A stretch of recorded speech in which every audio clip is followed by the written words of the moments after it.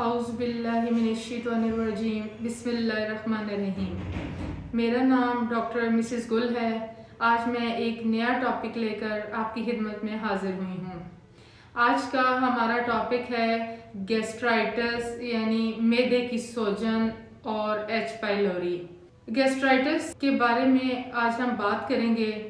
इसे आम ज़बान में मैदे की सूजन भी कहा जाता है। गैस्ट्राइटिस में आपके मैदे की लाइनिंग यानी झिल्ली सूज जाती है और इन्फ्लेम्ड हो जाती है। आपके मैदे की लाइनिंग स्ट्रॉन्ग होती है, लेकिन बहुत ज़्यादा जो लोग शराब नोशी करते हैं या सिगरेट का इस्तेमाल करते हैं या एनसेड्स यानी पेन किलर का बहुत ज़्यादा इस्तेमाल करते हैं, उनकी मैदे की झिल्ली सूज जाती है। मैदे की सूजन की अलामात की अगर बात की जाए तो इसमें आपको मैदे में दर्द महसूस होता है, मैदे का अपसेट रहना, मुंह में खट्टा पानी आना, हिचकी लगना, डकार आना, एब्डोमिनल ब्लीडिंग होना, मतली होना, कै होना, मैदे पर बहुत ज़्यादा बोझ महसूस होना या पेट का बहुत ज़्यादा भरा हुआ महसूस होना, मैदे में जलन होना, भूख ना लगना, स्टूल या वॉमिट में ब्लड आना। अगर आपके स्टूल या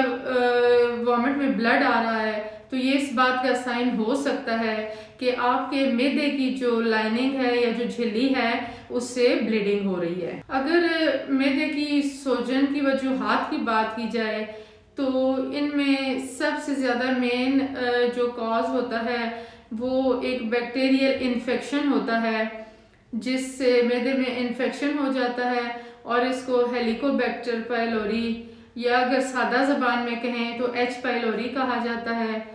कुछ लोग इसको मैदे का ज़ख्म भी कहते हैं। इसके अलावा अगर आप बार बार बहुत ज़्यादा पेन किलर यूज़ करते हैं तो इससे भी आपका मैदा सूज जाता है।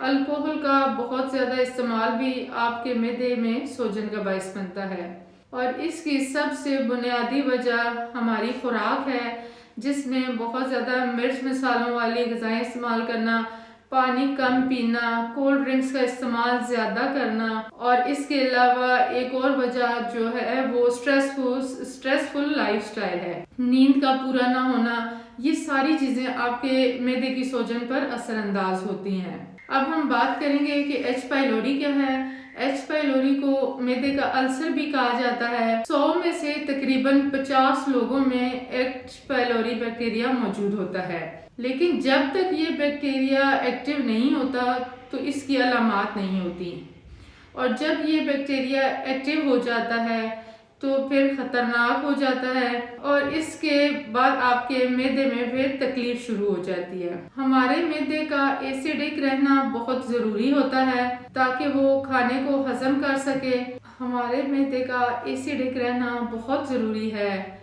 हमारा मैदा रोज़ाना 1.5 लीटर एसिड बनाता है। हमारे मैदे को खाना हज़म करने के लिए सोडियम और पोटाशियम की ज़रूरत होती है, जो कि हमारे मैदे के एसिड में ये दोनों मिनरल्स मौजूद होते हैं। एच पाइलोरी आहिस्ता आहिस्ता मैदे की एसिडिटी को बढ़ा देता है, ऊपर ले जाता है और इससे मैदे में ज़ख्म बन जाता है।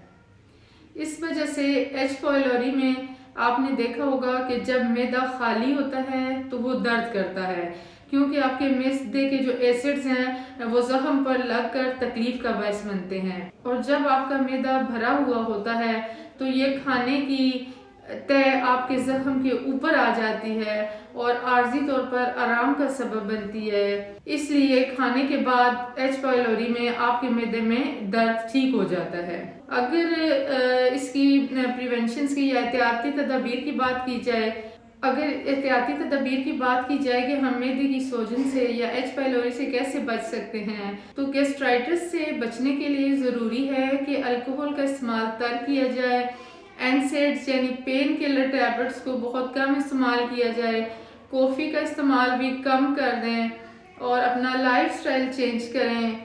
बहुत ज़्यादा मिर्च मसालों वाली मुरगल ग़िज़ाएँ इस्तेमाल मत करें, पानी का इस्तेमाल ज़्यादा करें और एच पाइलोरी बैक्टीरिया से बचने के लिए बार बार हाथ धोने की आदत अपनाएं। अगर आप ज़्यादा स्ट्रेस लेते हैं तो इस कंडीशन को भी मैनेज करें।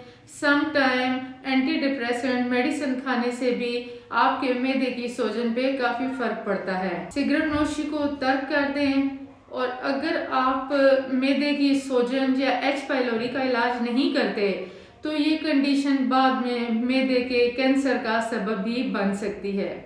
इसलिए ज़रूरी है कि आप अपना लाइफस्टाइल चेंज करें, फास्ट फूड का इस्तेमाल कम कर दें और सादा ग़िज़ाओं का इस्तेमाल करें ताकि आप मैदे की तकलीफ़ से, मैदे की सूजन से बच सकें।